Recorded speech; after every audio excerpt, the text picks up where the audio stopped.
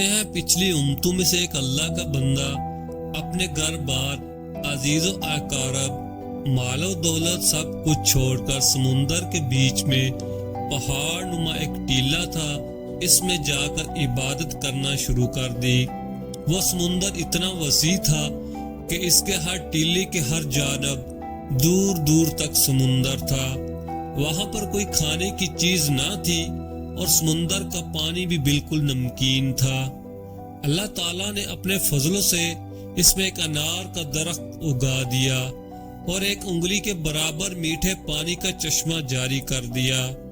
یہ عابد دن رات 24 گھنٹہ میں اپنی عبادت میں گزار دیتا اور 24 گھنٹے میں انار کا ایک پھل کھا لیتا تھا اور میٹھے پانی کے چشمہ سے ایک گلاس پانی نوش فرما لیتا۔ اسی حالت میں سے 500 سال گزر گئے۔ 500 سال کے بعد جب اس عابد کی موت کا وقت آیا تو اس نے اللہ تبارک و تعالیٰ سے یہ دعا مانگی کہ یا اللہ، سجدے کی حالت میں اس کی روح پرواز کی جائے اور اس کی میت کو مٹی وغیرہ ہر چیز پر حرام کر دے اور قیامت تک سجدے کی حالت میں صحیح و سالم فرما دے۔ اللہ تعالیٰ نے اس کی دعا قبول فرمائی۔ سجدے کی حالت میں اس کی موت واقع ہو گئی اور اللہ تعالیٰ نے وہاں ایسا انتظام کر رکھا ہے کہ قیامت تک وہاں کسی انسان کی رسائی نہیں ہو سکتی۔ قیامت کے دن اس عابد کو اللہ کے دربار میں حاضر کیا جائے گا تو اللہ تعالیٰ فرشتوں سے فرمائے گا کہ میرے اس بندے کو میرے فضل سے جنت میں داخل کر دو، تو وہ عابد کہے گا اے میرے رب، بلکہ میرے عمل کے بدلے جنت میں داخل کر دیجئے، کیونکہ میں 500 سال تک ایسی عبادت کی ہے جس میں کسی قسم کی ریاکاری کا شعبہ نہیں تھا۔ اللہ پاک پھر فرمائے گا کہ میری رحمت سے داخل کر دو، تو یہ بندہ کہے گا میرے عمل کے بدلے میں داخل کیجئے، تو اس پر اللہ پاک فرمائے گا کہ اس کے عمل اور میری دی ہوئی نعمتوں کا موازنہ کرو۔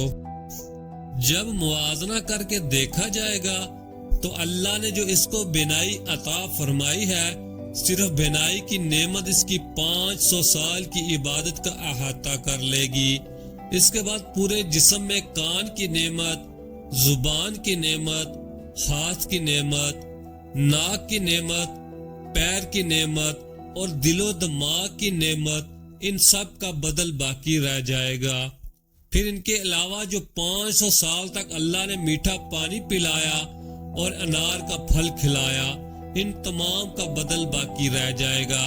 تو اللہ تعالیٰ فرمائے گا اس کی 500 سال کی عبادت تو صرف ایک نعمت کے بدلے میں ختم ہو گئی، ہماری باقی نعمتوں کا بدل کہاں ہے؟ لہذا اس کو جہنم میں داخل کر دو۔ تو فرشتے اسے گھسیٹ کر جہنم کی طرف لے جانے لگے تو وہ چلانے لگا اے میرے رب، محض اپنی رحمت سے مجھے جنت میں داخل فرما دیجئے۔ اللہ کی طرف سے کہا جائے گا کہ تجھے تو اپنی 500 سال کی عبادت پر بڑا ناز تھا، اب تیری عبادت کہاں چلی گئی؟ اور خطرناک سمندر کے بیچ میں نے تجھے انار کے پھل کھلائے اور 500 سال تک مسلسل میٹھا پانی پلایا، میری ان نعمتوں کے بدلے میں تم کیا لائے ہو؟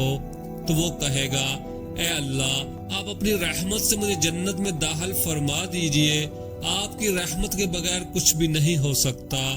پھر آخر میں حجت تمام ہو جائے گی تو اللہ تعالیٰ فرمائے گا میری رحمت میرے فضل کے ذریعے اس کو جنت میں داخل کر دو، پھر وہ اللہ کی رحمت ہی کے ذریعے جنت میں داخل ہو سکے گا۔ تو